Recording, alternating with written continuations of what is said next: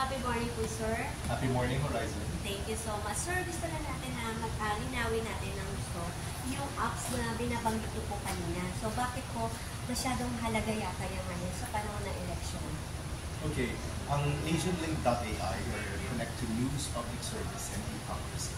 Ito po ay tinagurian ng super app na hindi lamang po ito isang feature, kundi marami po itong features sa loob ng isang application. Marami po itong nagagawa, maliban po ito sa news distribution and at the same time personalized na consumption ng news sa pamamagitan ng aggregation at curation. Ito rin po ay para sa public service kung saan ang mga users po ng AsianLink.ai ay maaari pong makakonekta na sa mga government agencies. Bukod po doon, ito rin po ay merong tinatawag na public service complaint management system kung saan kami po ay nakikipag-partner sa iba't ibang mga media organizations, mga malaking media organizations na meron pong kapasidad na sila po ay maging secretariat o makuha po yung mga hinaing o mga complaints ng mga followers or constituents or yung mga tao ng publiko. At doon po ay nasasala na po nila kung ito po yung on air nila. Ito po ay i-refer nila o di naman po ito ipababalikin nila. Instead po na pumunta at pumila ng madaling araw pa lang nakapiling sa studio. Ngayon po, sa pamamagitan ng AsianLink.ai, pwede pong kumonekta doon po sa app mismo. At doon po sila makapag-set na account. So, ang ganda po pala. So, parang yan po na isa pa lamang. Yan pa lang po isa. Siyempre po, hindi naman po natin pwedeng sabihin na ito na po ang solusyon sa lahat. Hindi po. Hindi, ito po ay isang teknolohiya, isang super app na layo po nito ay makaibsan o makatulong para naman mabawasan ang paglapit ng isang ordinaryong mamamayan sa mga government offices, sa mga media organizations, sa mga public service, na alam naman po natin kailangan ng bawat Pilipino. Isa lamang po yan, katulad po kanina ng mga natanong ko, ito po yung isa pa sa feature na meron pong katanungan ang AsianLink.ai. Alright. So, sir, meron din po ba kayong next na after nitong election?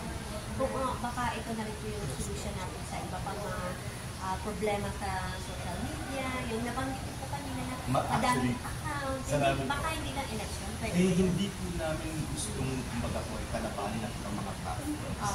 Ayaw po natin na mangyari yung dahil tayo po ay nasa isang ecosystem. Pero tinitiyak po namin na ang aming super app, AsianLink.ai, your connected public service and e-commerce, ay makakatulong po para tulungan yung nangangailangan, particularly dun sa problema gusto nilang masolve. Kaya hindi po ibig sabihin yung app na to lahat kaya solve, hindi po. May mga particular, but definitely ito po yung magpapadaan sa pag-access nila sa service publiko. Magpapagaan din po sa pag-consume ng iba't ibang mga lehitimong news dahil aggregated po ang news nito sa isang platform. At next time po, ang gagawin po namin ay itataguyod naman po ang e-commerce nito kung saan makakatulong naman sa mga micro and small business na mga entrepreneurs at hindi lang yan. Next time, mailalagay na rin po natin dito at makapagaan na natin yung telehealth. Telehealth, parang ngayon lang po yan. teletrabaho sa teleagri. So, parang dyan na sila magpapacheck up. Gano'n? Tama po. Yan. So, magkakaroon po ng online, mga nasa barrio, na basta may cellphone.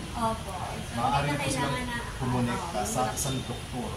Hindi na po sila kailangang pumila at bumiyahin na napakahaba. Ang galing. At ito po ay free. Pagka-download po at pag-register, inaanyayahan po namin ang AsianLink.ai ay available na po sa App Store, sa Apple. Na walang babayaran. Wala akong babayaran. At sa mga Android naman po sa Play Store. Alright. Sir, isang mabigat na mensahe. Mabigat para doon sa, kasi mag-election na nga po, anong warning talaga? Kahit isang words lang. Lahat po tayo magkakasama. Lahat po tayo ay Pilipino. Lahat po tayo ay may karapatan. Lahat po tayo ay may responsibilidad At lahat po tayo dapat may pakialam. Tayo po ay dapat maging responsable. Kahit sino ka man. Ikaw man ay masa, ikaw man ay nasa posisyon. Ikaw man ay mayaman, ikaw man ay hindi ganun na biyayaan sa buhay. Lahat po tayo kailangan ay mag-function at maging responsable sa bawat isa para maganda ang ating society. Thank you so much. Salamat, Ms. Rosa. Salamat po. Ayun. Ako na pong bahala. So, thank you po. Thank you po. Thank you po yan. Ms. Kat, thank you po. Opo. Nag-register na ako. Yes, Ako salamat. na-register. Ay, sir, Vice President.